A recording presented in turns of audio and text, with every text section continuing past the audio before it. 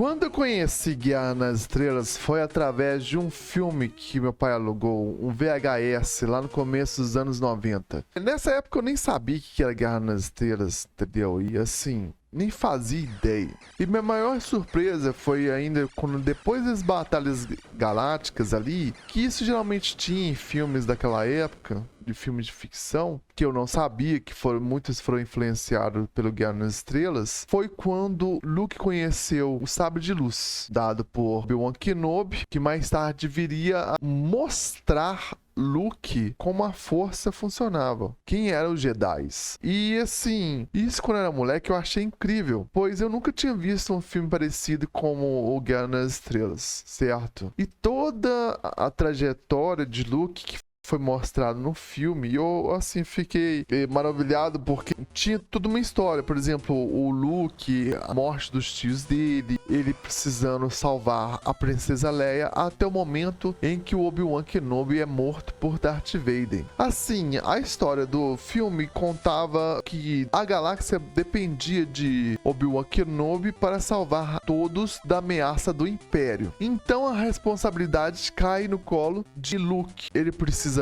enfrentar os desafios, destruir a Estrela da Morte, enfrentar Darth Vader em uma batalha intergaláctica, encontrar a Força Rebelde e salvar a galáxia da ameaça do Império. Pelo menos assim foi o primeiro filme, certo? Basicamente essa foi a premissa do filme. Teve diversas mídias que mostrou a história do Guerra nas Estrelas, A Nova Esperança, seja mídias de jogos, seja mídias aí de livros, revistas, e tem toda uma lore assim para contar esse universo do Guerra nas Estrelas, que hoje assim entrou em um certo conflito com os filmes atuais devido a não ser considerado como canon, certo? Os filmes aí que a gente viu da Rey, vamos dizer que seja um remake dos antigos filmes do Guerra nas Estrelas, da primeira série. Só que assim, eu acho que foi um desperdício em questão assim de história, pois o roteiro é muito fraco desses filmes,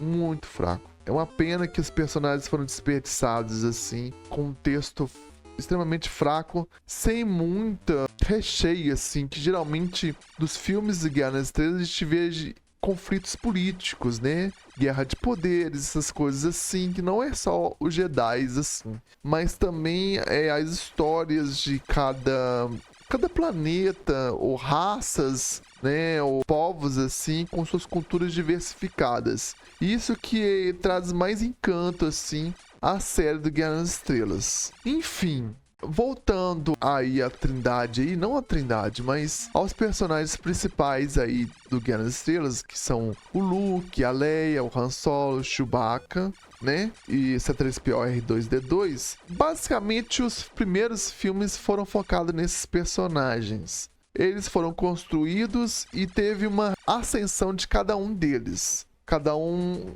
foi tendo uma progressão e uma história à parte também, tá? Depois de ver o primeiro filme, eu fui descobrir que tinha um jogo de Nintendo 8 bits do Guerra nas Estrelas. Eu simplesmente acho que era só Guerra nas Estrelas mesmo. E o mais interessante é que o jogo em si trazia toda a atmosfera do primeiro filme. Seja batalhas intergalácticas, Tatooine, o Speeder, os Jawas, os Andarilhos, os Povos da Areia, Stormtrooper e toda a lore que tinha do primeiro filme. E assim, o jogo, comparado a outros jogos, assim, que na época não eram fáceis, mas esse aqui sobressai um pouco, até porque parte das mecânicas dos jogos ali tem um certo conflito na detecção, né, dos comandos dos jogos, seja pilotando as naves, às vezes saltando com os personagens, fora que os saltos que você dava, geralmente, se tiver uma certa distância, você poderia matar o personagem, tá? Você poderia perder uma vida nessa brincadeira. E o mais louco aqui desse jogo é que as primeiras partes do jogo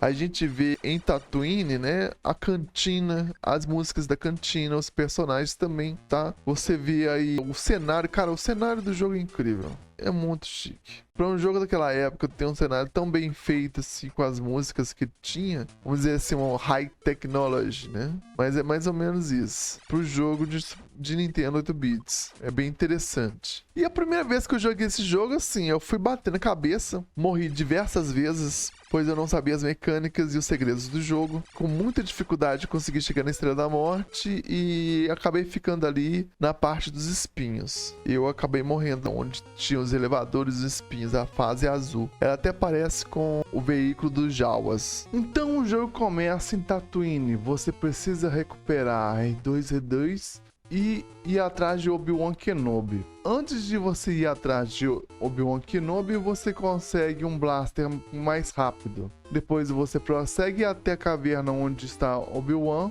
E lá com ele te passa um sabre de luz, mas não pode estar com você se você não estiver com o R2-D2. Você descobre então que R2-D2 está num veículo junto com os Jawas. Aqui os Jawas atacam diferente do filme do Guerra nas Estrelas. É importante notar que, por exemplo, na fase na caverna onde está o Obi-Wan, você consegue mais vidas e está um local escondido. Depois de você conseguir R2-D2 e Obi-Wan, você precisa grindar ou farmar a energia da nave Millennium Falcon em uma fase onde tem uns tatuzinhos que ficam saindo para fora do chão. Você tem que conseguir mais ou menos por volta de 8 barras de energia.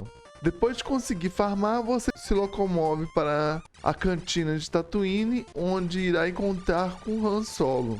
Por que é importante estar com Obi-Wan? Porque Han Solo e Leia, que virá fazer parte do time, eles podem morrer e você não pode conseguir reviver eles mais. Para isso, Obi-Wan consegue reviver os personagens, só que tem um número certo de vezes que pode ser revividos, então tome cuidado. Passando pela cantina, você vai ter Stormtrooper, Mandalorianos e Jawas na fase. Isso até você ir para um hangar, onde terá mais Stormtroopers. Depois de você passar pela cantina de Tatooine, você irá para o hangar, onde ficam as naves para poder decolarem. Nesse hangar, você irá encontrar com Stormtroopers e canhões que podem tirar laser, geralmente próximos de escadas ou de energias do personagem Luke ou da barra de energia da Millennium Falcon. Você irá passar por esses desafios até chegar na Millennium Falcon. Logo depois disso, você irá para a galáxia, onde irá para um campo que tem meteoritos decorrentes da explosão do planeta Alderaan, destruído pela Estrela da Morte. Aqui é importante você estar no campo mais escuro, pois se dentro da visão da Millennium Falcon você ver muitos meteoritos, eles podem aproximar de você e destruir sua nave. Logo depois desse desafio, você irá encaminhar a Estrela da Morte. O raio trator irá buscar você e você irá entrar dentro da estação. Na estação é importante você notar que tem vários elevadores e eles podem levar para lugares diferentes. O importante é você estar com R2-D2, pois ele vai direcionar onde você deve ir para chegar até Leia e os outros obstáculos. Antes de buscar Leia, passando pelos elevadores, você vai achar o reator, onde terá que explodir para poder abaixar as defesas da Estrela da Morte. Logo depois disso, você irá seguindo um mapa até o local onde estará Leia. Continuando, você irá uma das fases mais difíceis do jogo, onde tem espinhos e elevadores. Aqui você tem que saber como você vai saltar, como vai ser a queda do seu personagem. Dependendo da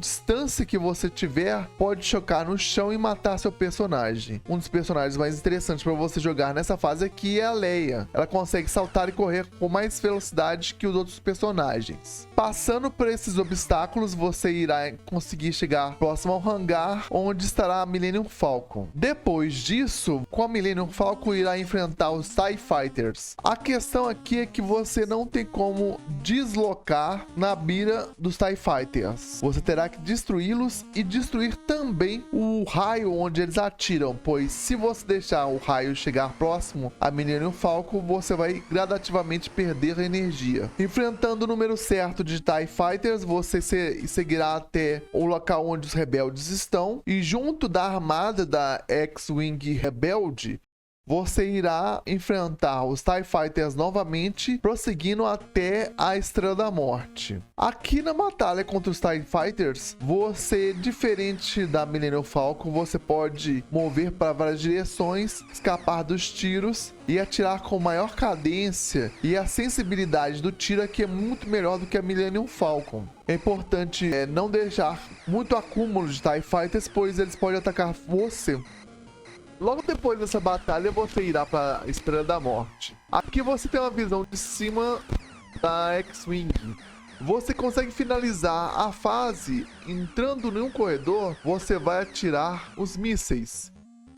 E o sensor do jogo irá entender que você conseguiu destruir a Estrela da Morte. O final do jogo, ele acontece com a cena da condecoração dos guerreiros rebeldes, aparecendo somente Leia, Han Solo e Luke, onde Luke e Han Solo serão condecorados pela Força Rebelde. O que é importante notar do jogo, gente? Assim, o jogo, mesmo com as limitações, eles tinham personalizações interessantes, como o som do sabre de luz, os blasters, né, os robôs, as batalhas galácticas, os combates entre as naves. É interessante, por mais que seja meio limitado, é muito interessante. E assim, o cenário assim é fora de série. Cada cenário traz as características dos filmes que a gente cansou de ver, entende? Eu acho interessante porque isso, para quem já viu o filme naquela época, vai ter um gostinho da sensação, aquela sensação nostálgica de ter visto pela primeira vez o Guerra nas Estrelas, entendeu? Eu acho que quem é fã, né, vai curtir bastante. Diferente desses filmes atualmente aí da